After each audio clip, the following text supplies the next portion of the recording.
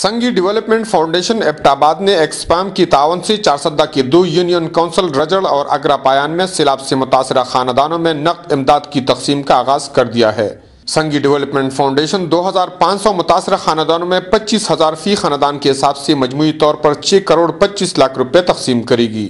سنگی development foundation کے programme manager Ahmad جان نے اے نیوز کے ساتھ خصوصی بات چیت کے دوران کہا کہ ہماری ٹیم گھر گھر جا کر فاؤنڈیشن کی جانب سے خدمات سر انجام دے رہی ہے تاکہ مستحق افراد کو ان کا حق مل سکے۔